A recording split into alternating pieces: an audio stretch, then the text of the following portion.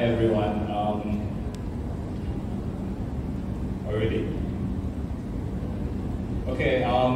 Hi everyone. We are from ARKITEK JFN. We are based in Kuching. I'm David, and this is she's my talking. Okay. So today we're going to be talking about our practice. So sharing with you all what we do and what we are doing. So this is our team. So you see, this is really so beautiful. We are 3 directors: Mike, me, and Zui, and Sufen and Kun are admin staff. And you see that? University students, do you recognize who this is? This is Victor. Victor is our intern. Victor's over there. Hi, Victor.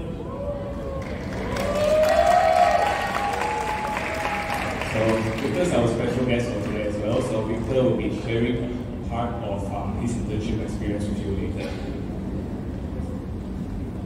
So today our talk is going to be in 3 parts. So the first part is about advocacy, which is under Zui. Sharing is by me, and the learning portion is by Victor. So Zui. I'll start with this advocacy. It's about an initiative from us. I'll start to share about my personal project, which is about finding a house for me in Kuching.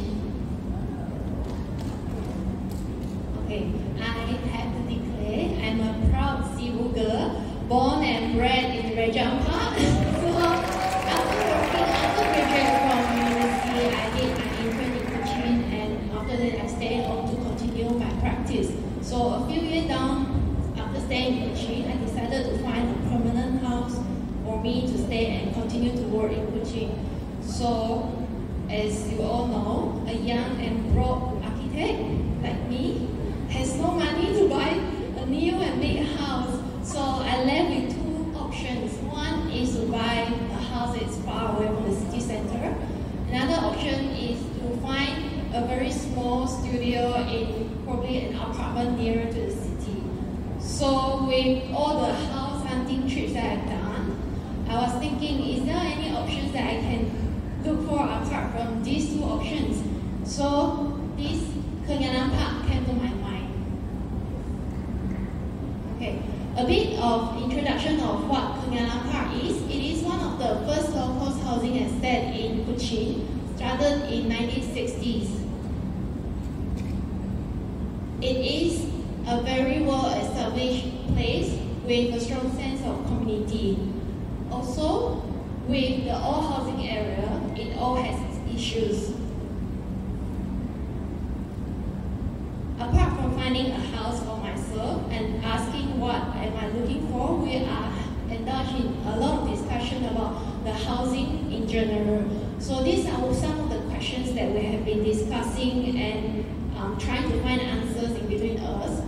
There's a lot of questions that we cannot find answers. So we decided that why don't we just get started with my own project and buy a house in Kenyanan Park, and we'll see how it turned out. So this is my house. I got a very old 2-story terrace house in Kenyanan Park. Next. From the onset of the design, I'm very clear that I want to adopt a very cautious and very minimal approach. The main reason and the main concern for me is to save money. And of course, the houses in Kenyanan Park have many good qualities. It was designed in the 1960s, where it has all the consider all the environmental considerations like natural ventilation, natural lightings, which we have all learned in schools. So this is how it looks like when I first bought it.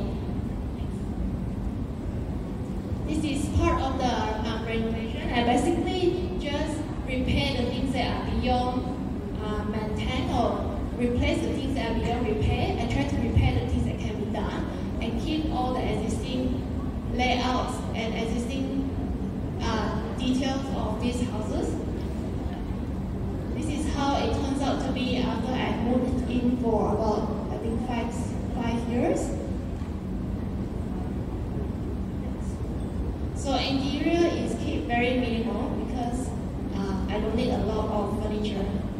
just need a table to sit, to walk, and to watch my handphone, to read my handphone.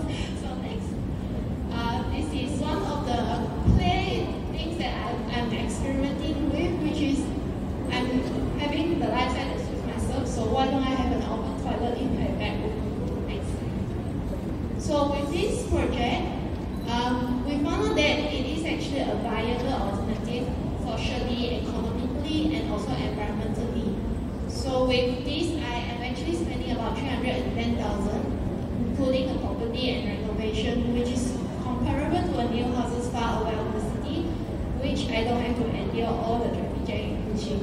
And it is much more cheaper than buying a new apartment in the city center. My house was done, we had the opportunity to buy more houses in Kenyalang Park. So we got another 2 single-story houses terrace in Kenyalang Park. This is also another small project done by us in order to showcase how the single-story height can be converted or can be renovated to suit the modern lifestyle. As with all architects, we never stop design, so we are not in a hurry finish the design yet, so this is still a work in progress, I guess. Next to alright, from having my own house in Kenyalang Park, we start to look beyond individuals' houses and into the community. So if those who are from Kuching, and you're probably aware that Kenyalang Park, it has a strong identity where it has a very distinctive park called Traffic Garden. I'm not sure whether you guys know about Traffic Garden, but people's older like me, 80s, 90s, you will have a fond memory of Traffic Garden. It's basically a school, it's a learning place, educational tool to teach the school kids about the road safety and how do we use the road safely. So if you see at the Google map of Kenyalang Park area, it actually devotes a large amount of area for green spaces and public park. So the area that is highlighted in blue is actually the Traffic Garden, a recreational park, and also part of the green open spaces in front of the houses. Okay. So the park is well used by the local communities and the residents, and also a lot of people around Kuching at different times of the day. However, as it was developed since the 1960s as well, you can see that it has been aging. And one of the very distinctive issues that we found is that there are actually a lot of open spaces adjacent to the park. However, they are segregated by fence and drains, which it looks like two separate entities. So this gives us an opportunity when we look into the site, when we talk to the people around, we know the issues, and we have the opportunity to propose our idea to the mayor of Kuching South City. So it turns out to become a project which we just completed end of last year. It is actually an urban park regeneration at the Traffic Garden and its adjacent green spaces. I will not go into detail how the design process is. You can look into it later, but I will show some of the pictures of the completed project next. Okay, you just go click next. Alright. So these are some of the pavilions and bridges that we have installed in the past. The main key is to link the two sides of the green area. And also we have the opportunity to upgrade the existing amenities, the existing toilets, and also a bike shed. So with the existing toilets, we actually also have the person who designed the toilet doors here, which is also from Unimas, Mr. Abid. Mr. Abid, please stand up. So Abid was interning with us at that time as well. So he had the opportunity to work with us. The toilet doors are actually designed based on the style art movement. You can read more of it on the blog later on. Or you can ask Abid. Or you can ask Abid. Yes. So with that, to us, I think to a bit of summarizing, to us, building is not just a noun, it's not an object, it is a process, it is a verb, it is the process of making and learning and thinking and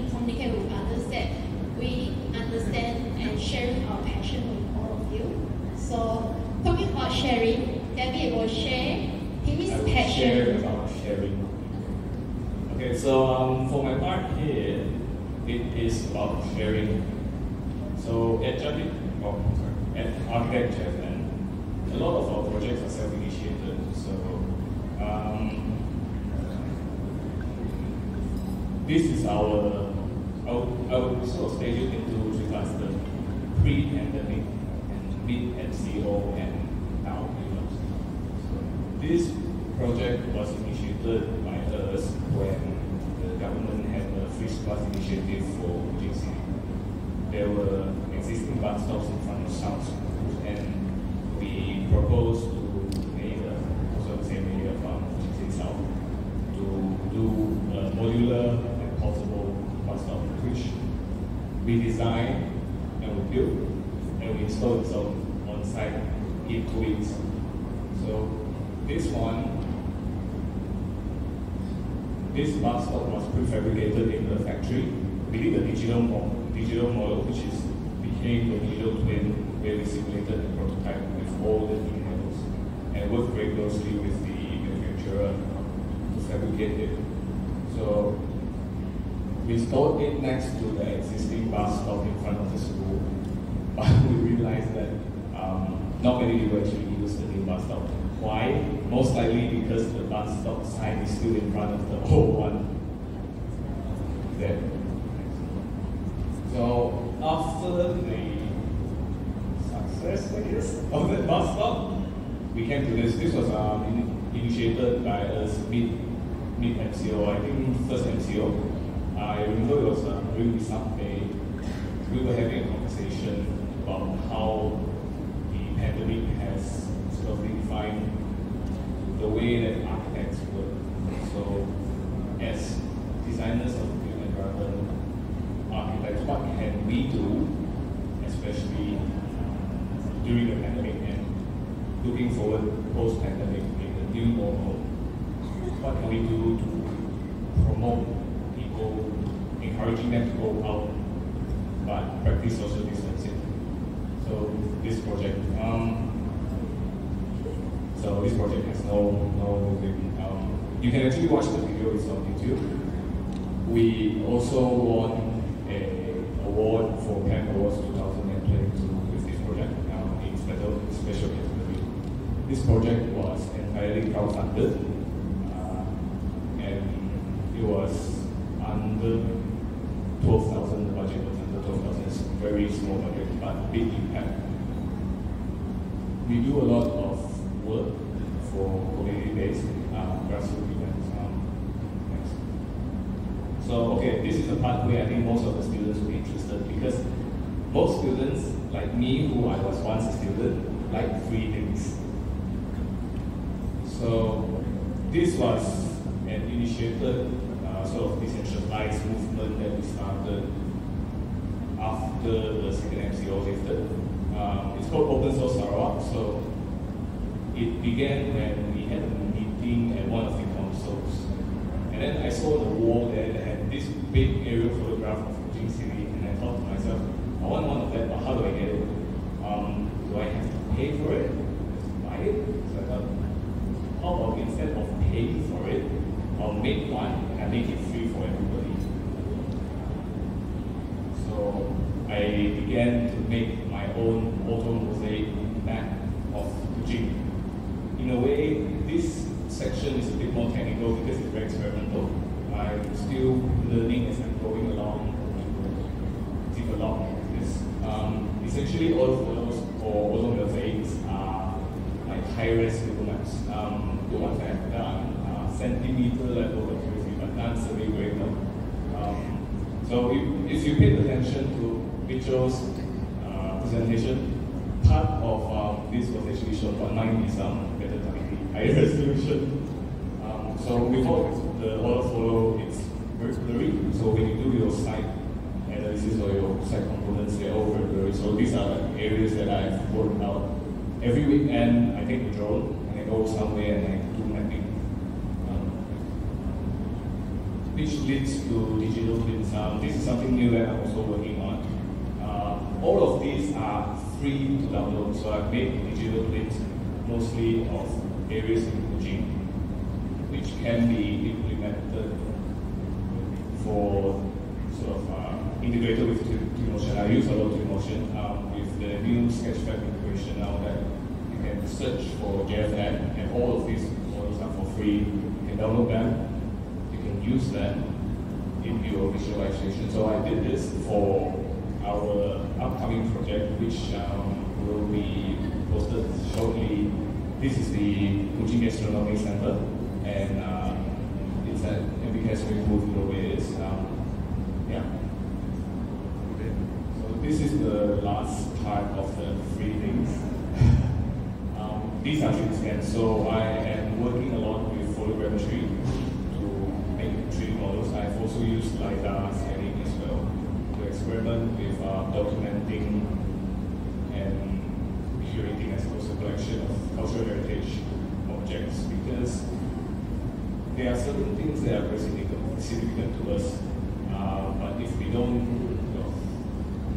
keep it, or I'm trying to digitize it so people elsewhere can see what we have and share with them, and also to keep it in case it perishes. So I am a bit obsessed with baskets at this point. So these are open up baskets, unlike the ones from Long Demand.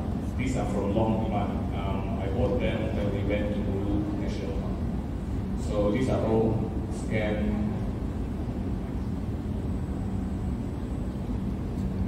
These are all 3D scanned, and they're all high resolution textures that you can download. You can use them in your design, using models. Yeah. Okay. So okay, now this is the most important part of our talk. Victor, can you come up here over there? Wave your hands for Victor, please.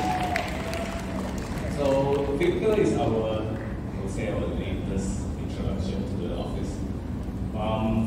Victor has only been with us for 3 weeks, you know. So the story with Victor here is quite interesting. So previously we were all sharing about ideas, technology, information. Through the sharing of food, we managed to have Victor join us. So the story of Victor is more like this. He applied to intern with us, and I thought, we had a barbecue, so I thought, why not? I'll just call him and see whether he comes. If he comes, I'll give him the job. So I called him, I gave him the location, and I will just talk. Most of the time, students, they don't call it. So I didn't realize that Victor here was putting so much faith in us. He's never seen me before. He's never talked to me before. He's a lot of investment, and he's not even from Kuching. He's from Johor, overseas. So he came, and once he walked in the door, I just told him, Victor, welcome to the team. So now Victor's going to share with you what he's learned over the past 3 weeks. He's done a lot. So thank you, Mr. David, my lecturer, for a short introduction of myself and also how I connect with ARKITEK JFN. So yeah, my name is Victor, and I'm currently having my internship in ARKITEK JFN and also Unimas student. Shout out to Unimas, my friends. So basically, people will have a mindset like maybe this guy going for the barbecue party, like of course lah kan, ada free food, free barbecue. But then during that moment, what is in my mindset is not about free food. The purpose I went to the barbecue party is about I want to get what I want, because since they already offer an opportunity and also offer an internship chance for me. So maybe this is what they're looking for from a student, probably the attitude and also the commitment from a student. Is it? Okay, so I want to, before I start having my internship, I already experienced and also learned something through the barbecue party. So they are, what can I say lah? They are special, because this is the first thing I never experienced in my life. Like maybe you guys will buy those polystyrene or also paper plates for kind of like party because easy one, no need to wash. After you use, just throw. But then they are not. They want to make their life difficult lah, maybe. So they treasure and cleanse what the nature give them. And this is also a good one. They collect the leaves from the trees beside the root. Then they wash it and craft them into the plates, and also the kind of like last measure. So after the barbecue party finish, they also can use the leaf plates and also the sisa makanan as a organic budget, organic fertilizer, give back to the nature. So the next one is about the mountain bike activities. I'm glad that my director, Mr. David, has such a special hobbies other than mine because I've never tried mountain bike before. For me, it's kind of risky activities lah. Once you die, maybe once you fall, maybe you can get die. Also, okay, you also learn. So, on my second week of internship, he asked me to have mountain bike experience with my senior and also ARKITEK JFN punya ex-intern, Fabian Abid. So, to be honest, for the first ride, saya sudah jatuh lah. Because excited but belum try. So, once I ride the bicycle, we just ride as fast as I can to show people how good I am. But then who knows, at the end, got a steep slope followed by a corner. So I just walk. So the lesson for me is like the site context is important. I'm sure that many students don't like they are having a lot of headache with the site, especially with a lot of contour. So during the design process, we have to really explore the site context and observe how they can connect or merge with our building design, so we can really experience the whole site. I know many students like to never mind lah, I can just demolish all, make it flat, then do my own building. But then that's not good lah. That's the special things that nature gives us. So the next one is about the fish pond filtration, like cleaning lah. Because our office have a beautiful fish pond, and the fish is also my friend lah. Sometimes when they are busy, I just talk to the fish. So, my director one day he asked me to clean the fish pond filter together. So maybe you guys think what is related to architecture? So there's one thing we usually will miss out, especially our presentation detail. Okay? So like my lecturers, they always will ask, where's your detail? No detail, no marks. But the important thing is bukan tak ada marks. The important thing is about the detail, because like the devil is always in the detail. So because every millimeters counts.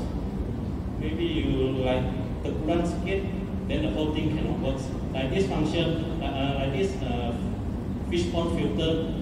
You know how long we want to install back the filter or not?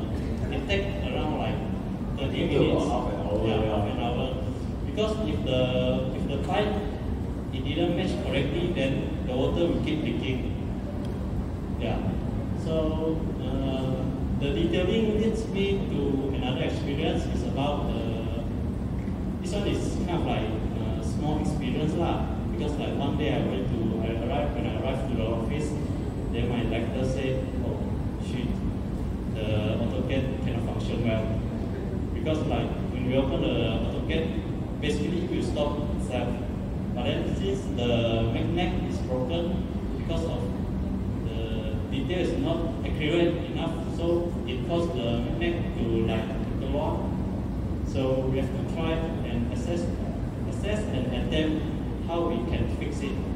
So yeah, technically the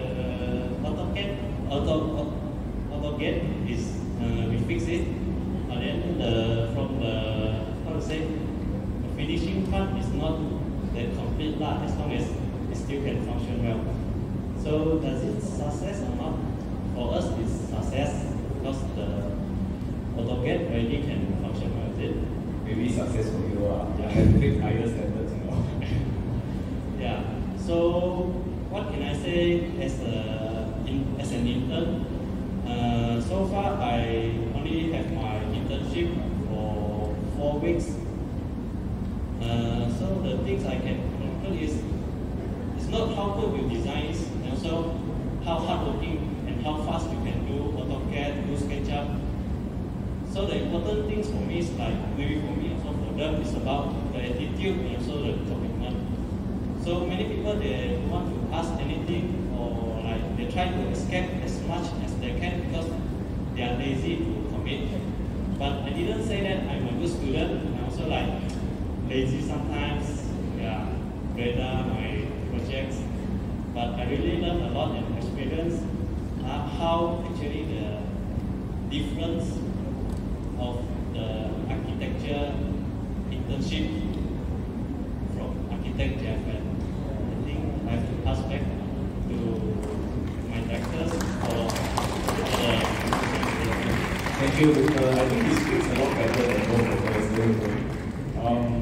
So I would say, I think Victor's a testament of how unorthodox being an intern with ARKITEKJFN can be. To some people, it may feel like menial tasks, like maybe me and I don't know why I have to go into this, where to fix the AutoCAD, where to watch the craft. But if you look at it from a different perspective, if you think outside the box, then you might learn something else. So if you're interested in what we are doing or what we have done, or what we will be doing, we have a blog that you can take a look at. We have YouTube as well. Then there's Sketchfab. If most of you don't know what it is, Sketchfab is where you can access and download all the experimental 3D scans and digital prints. For the auto mosaics and auto photos, I am still learning how to host the website and how to publish it. So it's work in progress, but if you want to know, just follow the blog. Thank you. Thank you so much for your wonderful sharing session. Do we have any questions from the audience? You, yes. Go on.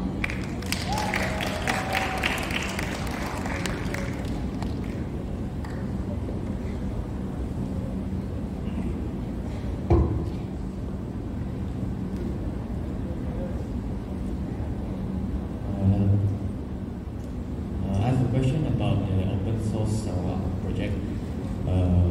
Because first of all, providing data and references like this, like the auto photos and 3D baskets for free especially is amazing, because students think it's free, so they just use it without crediting you guys.